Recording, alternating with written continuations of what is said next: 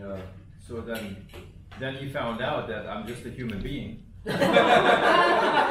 Worse. He dropped me. I mean, I used to be his number 1 bud. Now I'm his number 3. He told me the other day. That's right. You got to start letting him win at tennis. Yeah, I guess so. If that's what it takes. But I mean, I'm his official videographer. There's a big movie on his story and all, and it was introduced in Mill Valley, north of San Francisco.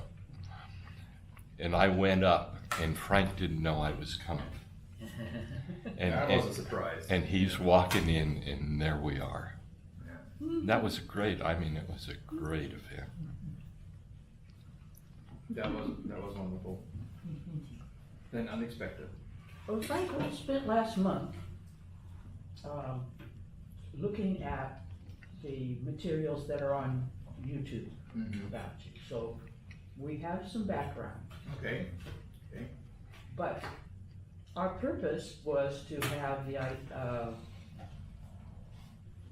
opportunity to talk with you as persons who've kind of been through the mill, like you've been through the mill, over the same issue. And to let you know that even though we're older than your usual congregation, we're with you. Okay? Frank Schaefer is a Methodist minister.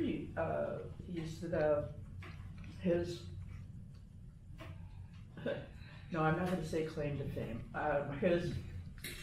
His passion for his love for his son created the situation where, when his son came out and then introduced his lover, that he wanted his dad to marry them, and his dad said, "Of course I will," and then the church got its shorts in a twist. And Frank went through judicial proceedings twice, was it? Actually, 3 times. 3 times. To see if he had gone against the Book of Discipline.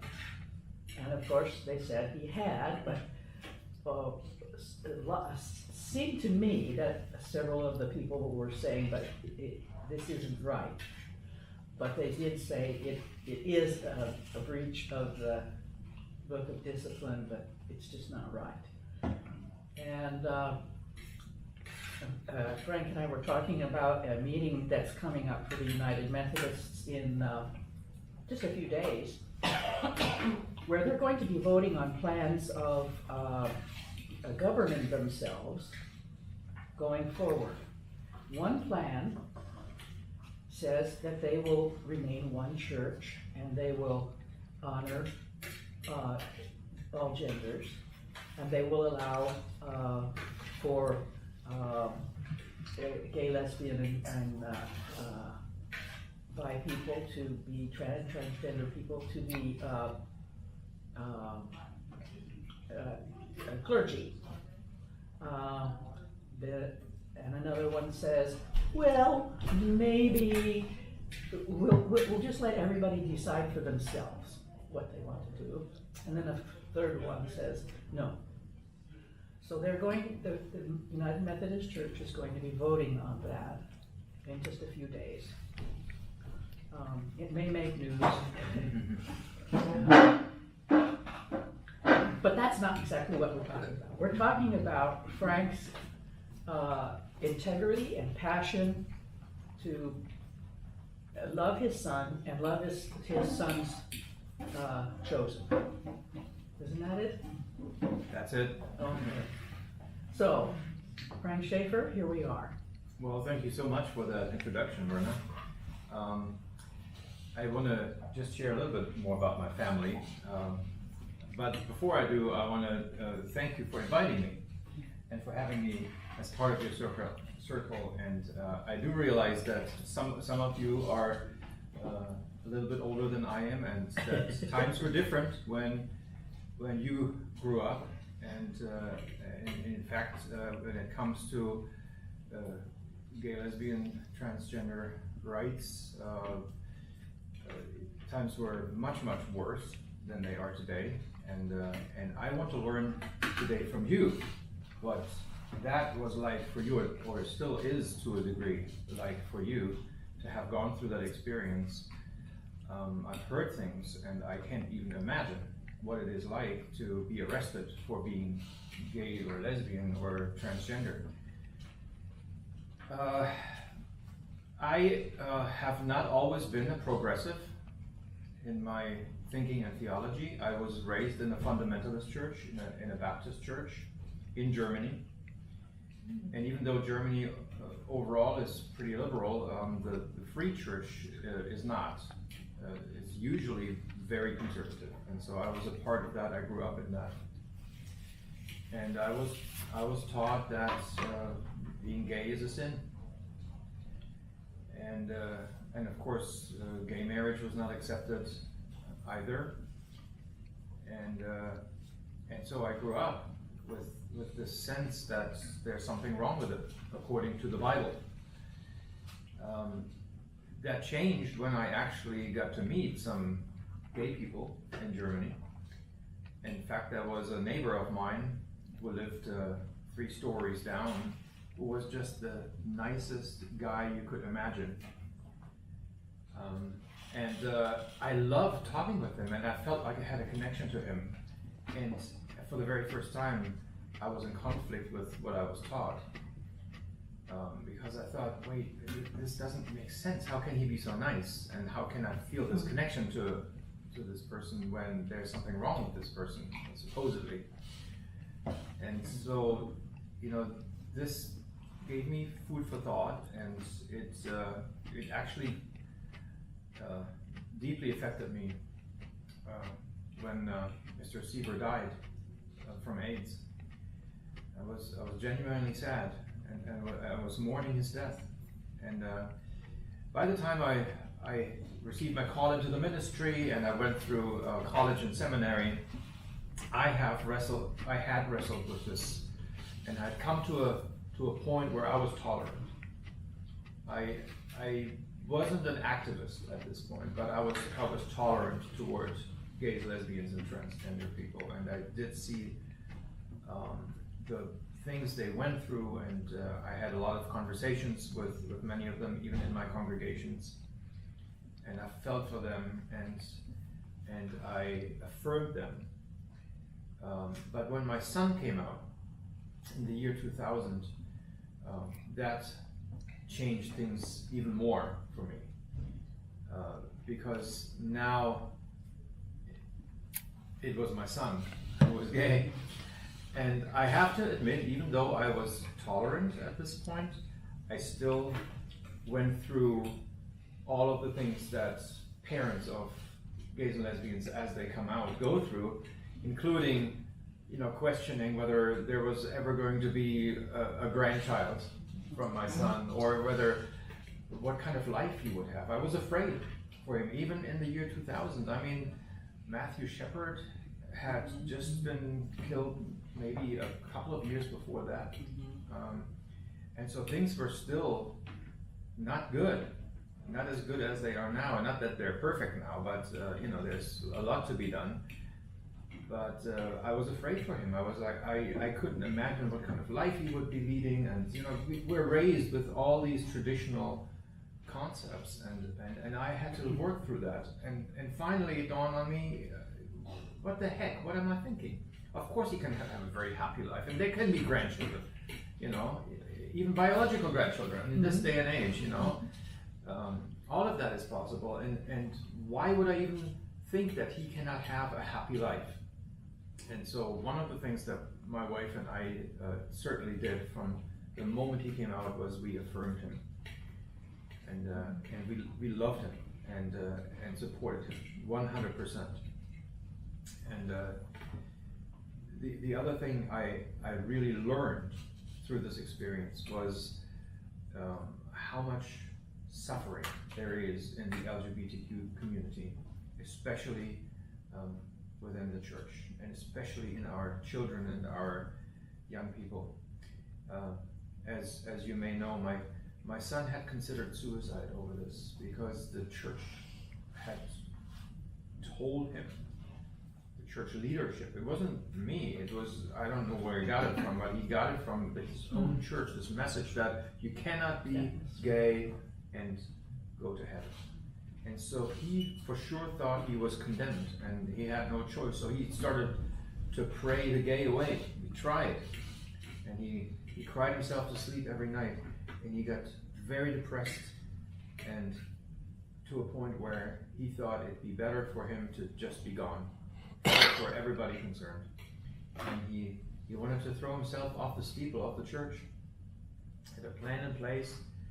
And he told his best friend back then, and it was only by God's intervention that he is still with us, because he was serious about it. And this friend, whom we confided in, shared with her mother, and the mother anonymously called me, and that's how I found out that my son was gay. And that's when we sat down with him, and that's when he came out. Now he always will say, well, I never came out on my own terms, I was outed. But I think in this case that was a good thing, because of what he had planned on doing. What it showed me was how much we harm our LGBTQ brothers and sisters and children in our very own church. And it just broke my heart. It broke my heart to think that my son was going through this and I had no idea. I couldn't be there for him to comfort him, to hug him, to help him, help him out, because I certainly would have affirmed him, but he wasn't even sure. He didn't come out because he wasn't sure, because he had friends that came out and their parents kicked him out of the house, and he wasn't sure, and he was afraid. And it just broke my heart. It must have been a very stark time for you and your wife. How did you two get through it?